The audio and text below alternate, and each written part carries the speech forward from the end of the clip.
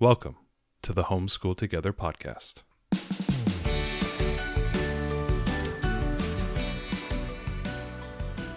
Where one working mom and a stay-at-home dad help you navigate the nuts and bolts of the growing and dynamic world of homeschooling. With a focus on early learners, like me. All the ins and outs of building and maintaining your homeschool life. Homeschool. Find out tips and tricks to make things like this easier. I'm reading. And ultimately, enjoy educating your kids. And what's that last thing? Have fun together. Did I do good, Daddy? Yeah, you did, sweetie. Good job.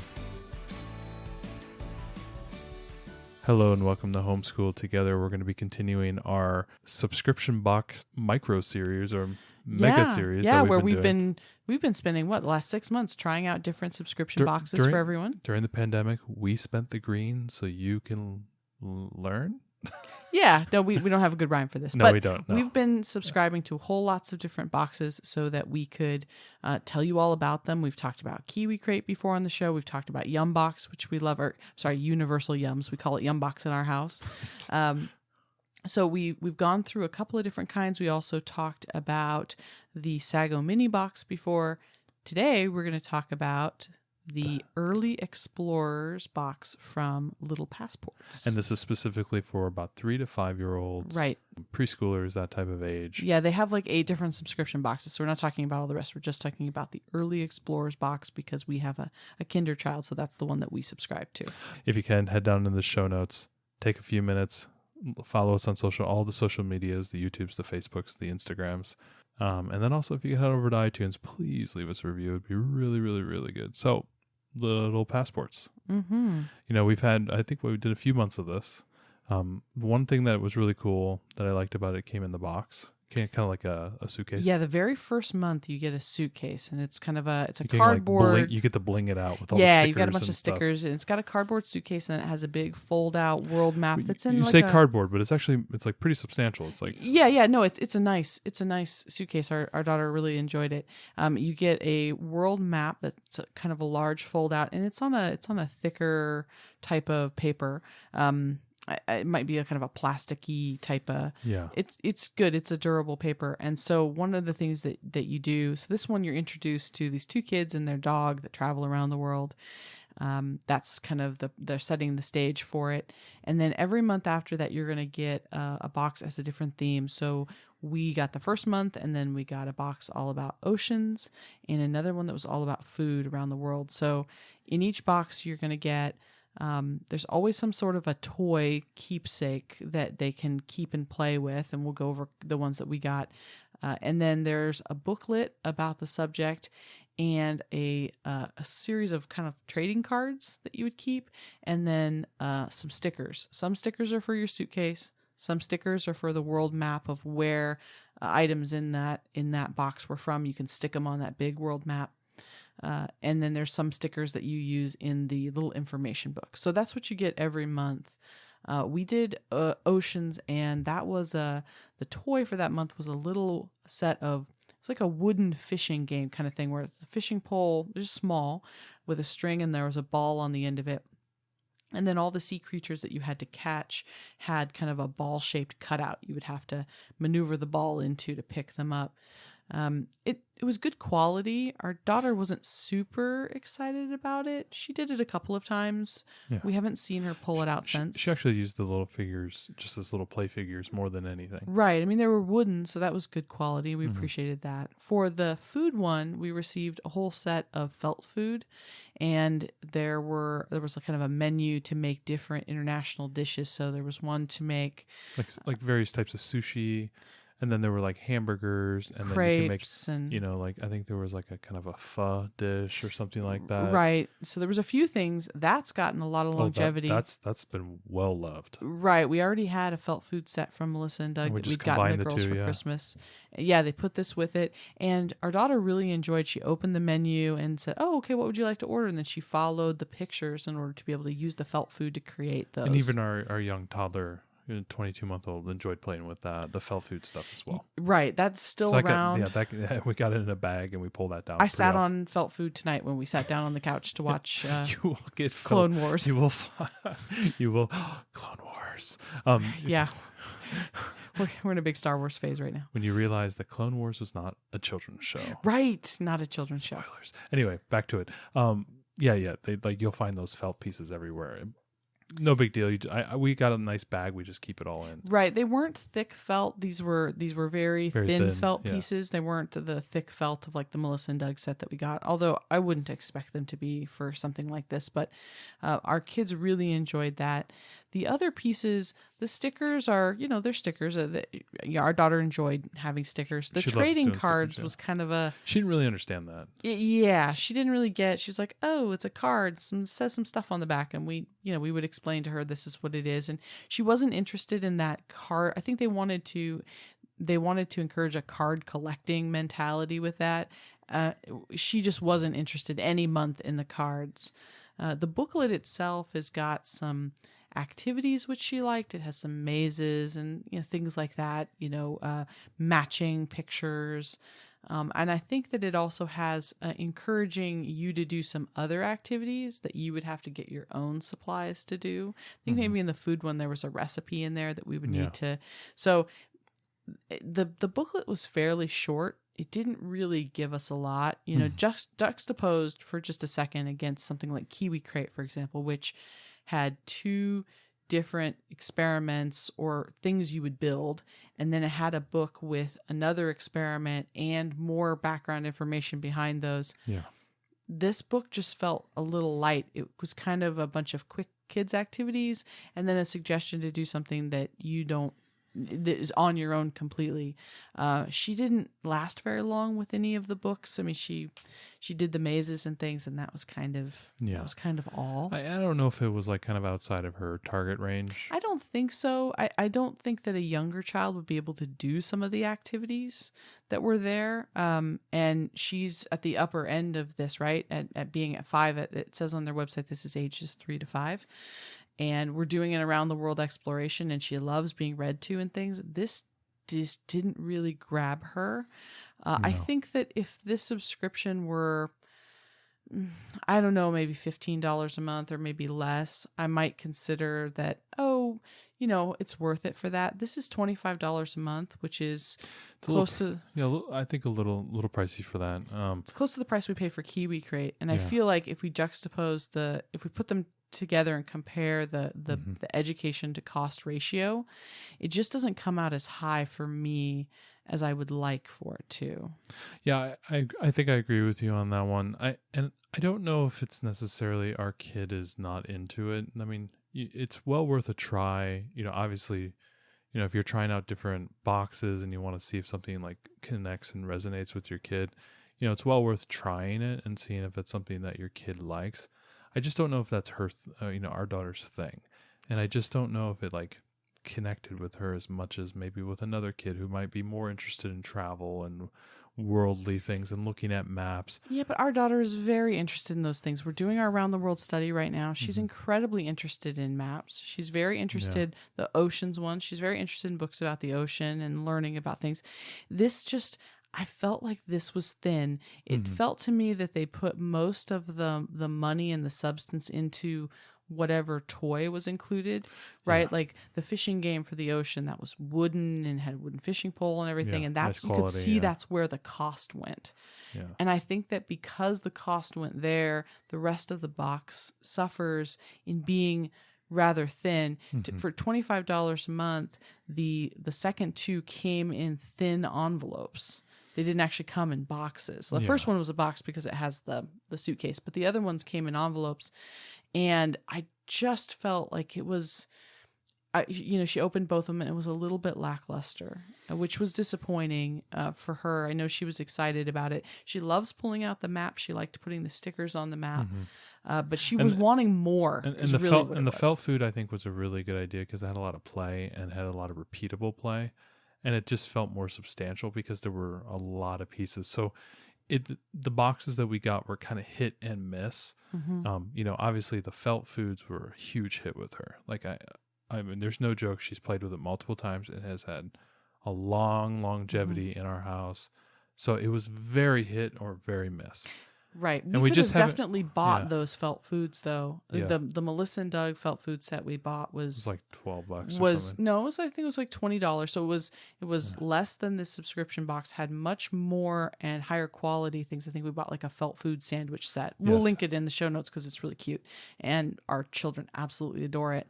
Yeah, it had a lot of pieces and stuff, the Melissa and Doug thing. But this one, what I liked about it is that she got to see other types of food, and she was making Right. food from around the world. I liked that So- part too. So there was a little bit of a connection with, a foreign culture, foreign food, some place on the other side of the planet. We can connect to that with maps, and then we can watch videos and stuff. So there's good learning there. Yeah, And it's really good. I think that was a very valuable box. I go back to it. It's very hit and miss. And so And I just think it's thin. Even that box, I feel like that box for $25 is still thin. If there was one more, they have this one activity. If there were two activities for a box, I think it would be good. I Yeah. think that I would say this was much more worth it.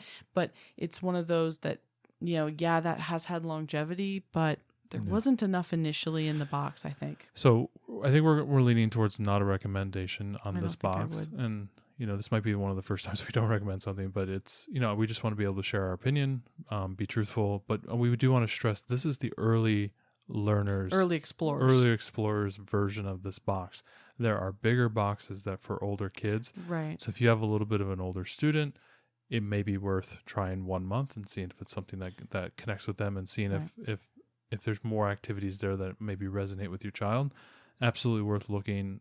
It is a little thin on the younger side, so we were a little leery about that. So that was kind of our recommendation, kind of us going through the box.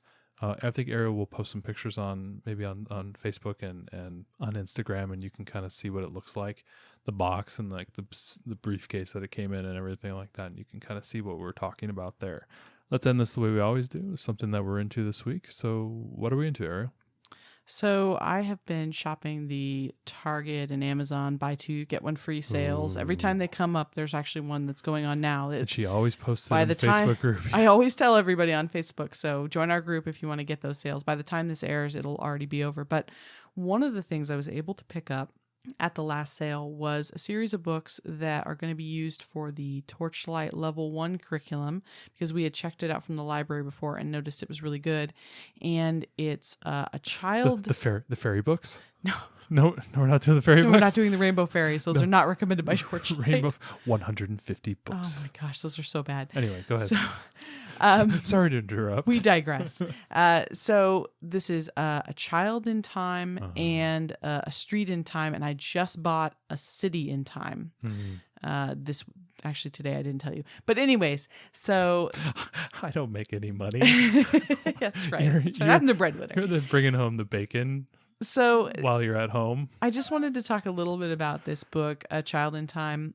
We won't be using it formally for curriculum for another year, but our daughter absolutely loves this book. We read about 2 children each night. So I'm going to tell you a little story. She came down and she came to me and said, "Daddy, where's the Child in Time book? It's downstairs." She looked at me and she said, "Mommy said I can't bring it upstairs." Then she looked at me and she goes, "Can you let me have it upstairs?" So I let her take it upstairs. So you'll see the book up there. Yeah, no, that wasn't the problem. The Oh. problem was that I asked her if she wanted to read that tonight, and she said she would rather read another chapter in the very, very far north, which is for Build Your Library, and that took up all of our reading time before bed. So, I digress. Child in Time.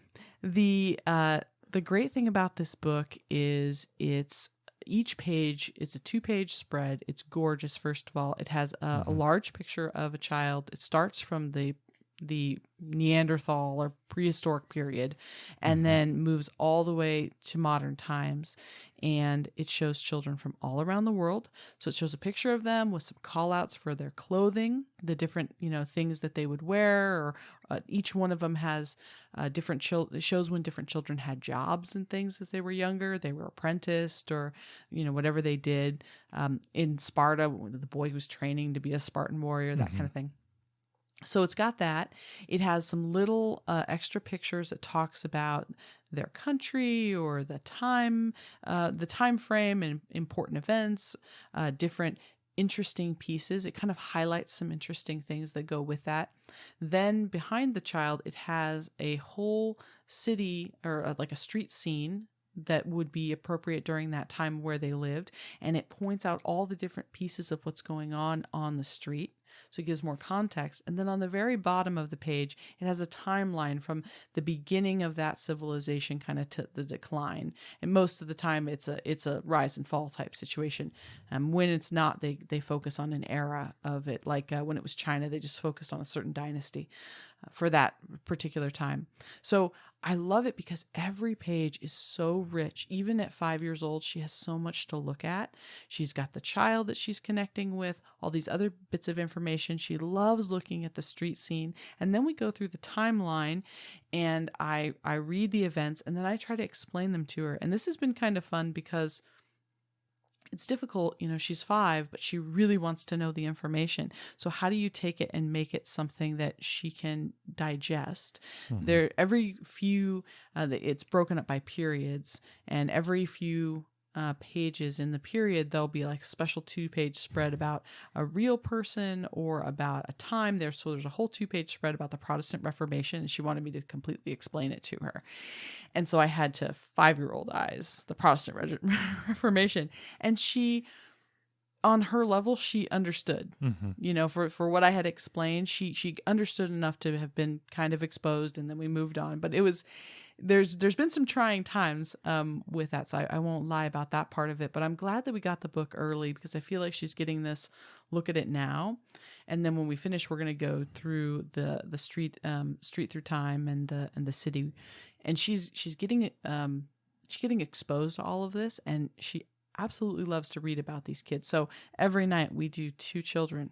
Every night until we'll finish the book, and it's been kind of her new obsession. So it's a terrific book. We'll link it down in the show notes so you can see. It's absolutely a must buy. And we'll link the other 2 books too. I'm so glad that we bought them early. I'm glad that we didn't wait because they're fantastic. Just I catch her just looking through it without me reading. And this is a DK book, right? Yeah, of course. Yeah. So basically, it's gold. It's like a historical eyewitness book.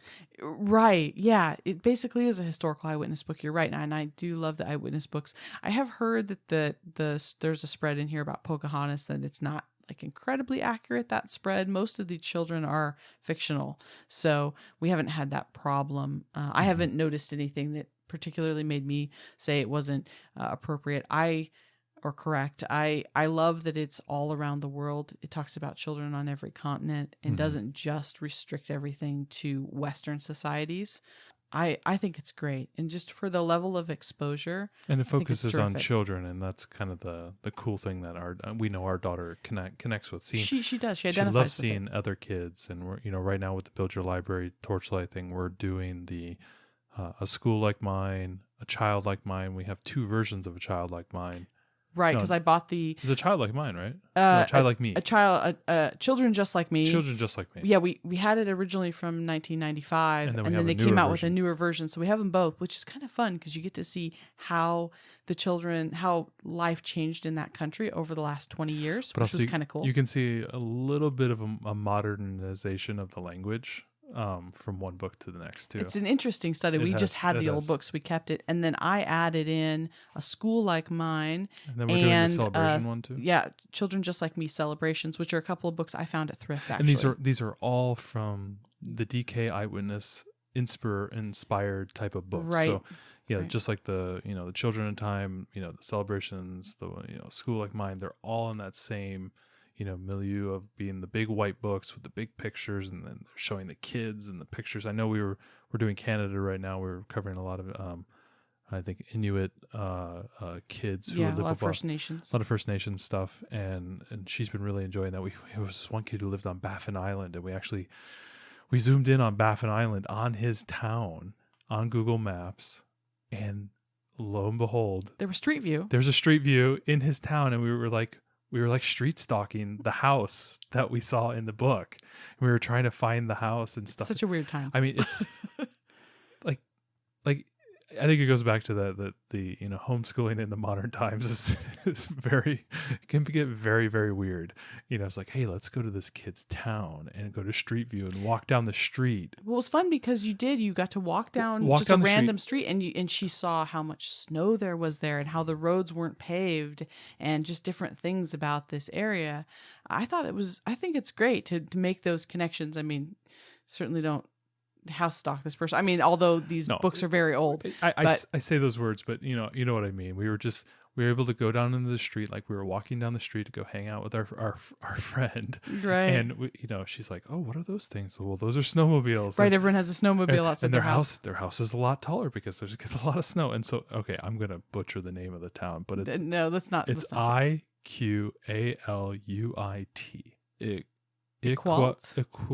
Iqaluit. Iqaluit, I think, something like that. Anyway, it's on Baffin Island. You butchered it. I know. I did. But I spelled it out, so that's all you need. Anyway, that was the town. I was like, wait a minute. I zoomed out, and I'm like, holy cow, this is on like really far north. It was just cool to see. Like, and it was cool to make the connection. It was amazing that Google, sent a car there or whatever they did. They paid somebody to put a 3D view on top of a car. And we were able to walk through the kid's town. And so, like, just taking, that little bit of that step forward and trying to make it a little bit more educational, like what you're doing with the children and time thing, I think is just giving her more of a rounded existence, and it's enjoyable. It's fun. Yeah, I think it's great. I think it's great, all this emphasis on children, because there's such a connection that she makes there, more than just dry facts or things about adults. She sees a fellow kid. I know for the child in time, she's always looking at what they wear, the different kinds of shoes that they wear, and all the different things about that, and comparing it. You could have like an adult in time, and she wouldn't really care as much. No, she wouldn't care. She would be interested, but it wouldn't be as interested as, wow, there's a kid. She just, Right. It just I connects think it's more great. with the children. I think it's great. It's a terrific book series, and highly recommend that you pick those up. It's worth every penny, those books.